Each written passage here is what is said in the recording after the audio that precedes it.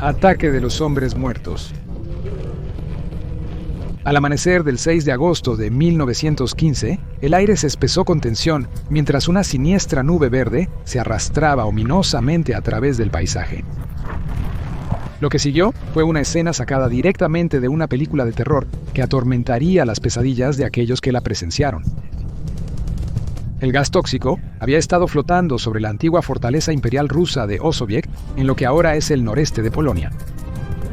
La fortaleza estaba en medio de un pantano difícil de atravesar, un pasadizo desde Alemania hasta el interior de Rusia.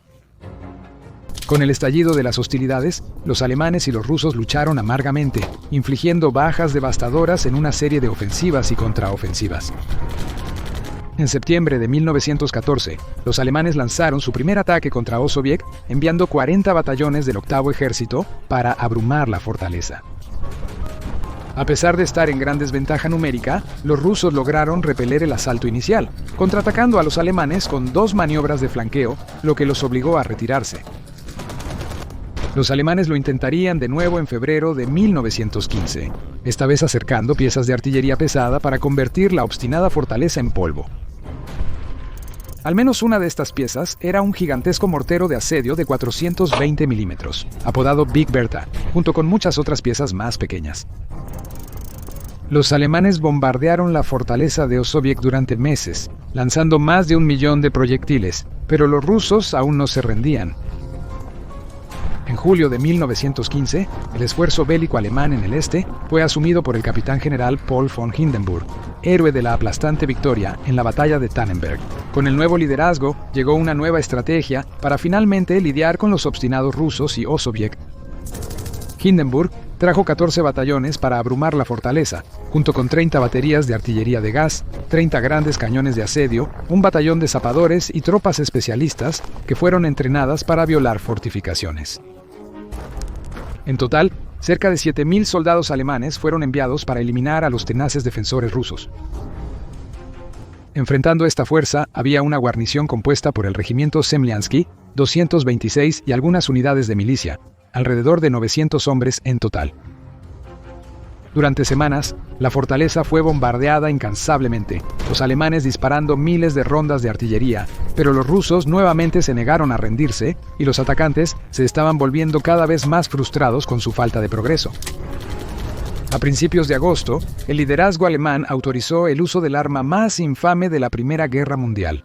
Además de los proyectiles de artillería de alto explosivo regulares, los alemanes también tenían acceso a una gran cantidad de gas de cloro y bromo y esperaban una oportunidad para usarlo. El gas cloro es un agente químico devastador que se utilizó por primera vez como arma en Ypres en abril de 1915 contra los británicos. Es un gas de color verde amarillento pálido que es mucho más pesado que el aire, lo que significa que una nube se mantendrá a nivel del suelo en lugar de dispersarse en la atmósfera. Cuando entra en contacto con la humedad, como en los ojos, la boca o los pulmones, se convierte en ácido clorhídrico, un químico corrosivo que daña el tejido circundante y puede llevar a la muerte si se inhala en cantidades suficientes.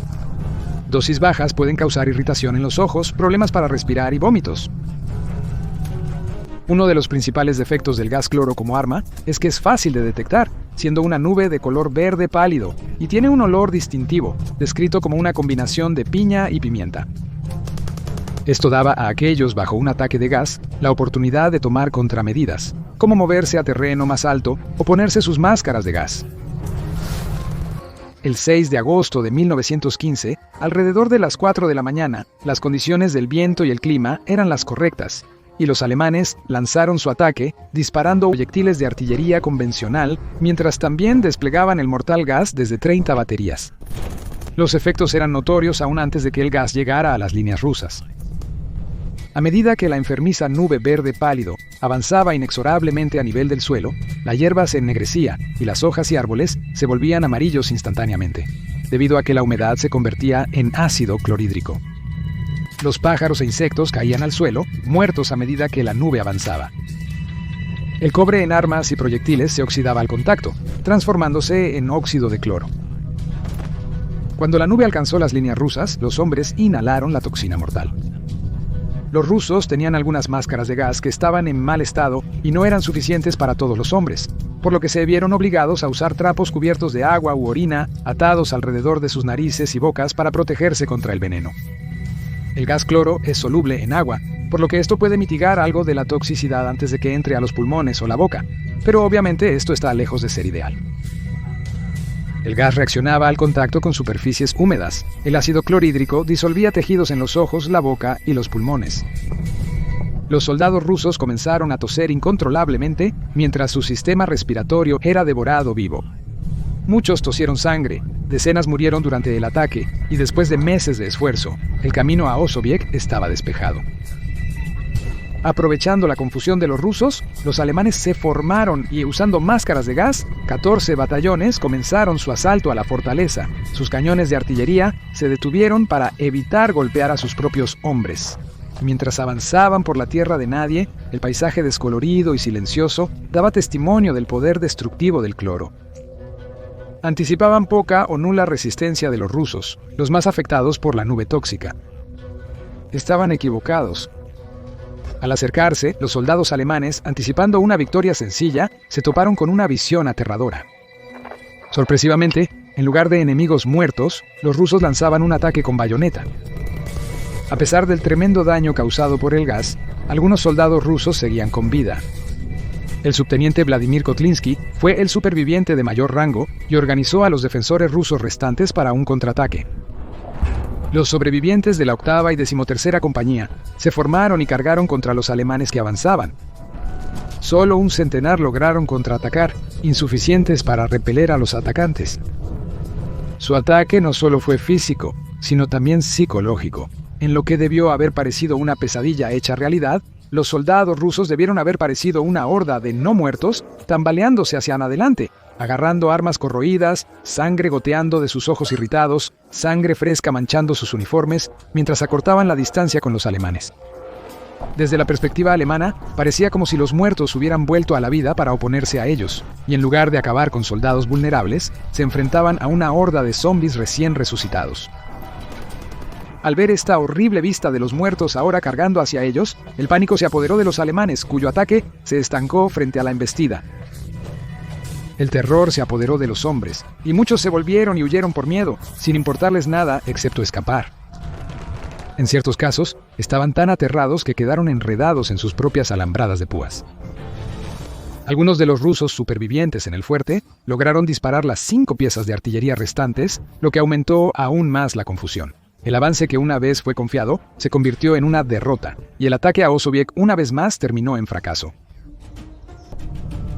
A pesar de sus hazañas heroicas, la guarnición estaba en terrible estado, con la gran mayoría de los 900 hombres muertos, heridos o incapacitados por el ataque con gas. Muchos de los que participaron en el ataque de los hombres muertos, como los periódicos lo llamarían más tarde, sucumbieron a sus heridas. 2 semanas tras el ataque, la fortaleza, que había sido un problema para los alemanes, fue abandonada. Aunque nunca cayó directamente en manos del enemigo, los éxitos alemanes en otras secciones del frente amenazaban con rodear y cortar a Osowiec. Los alemanes ocuparían la ubicación hasta 1919, sin ver más combates.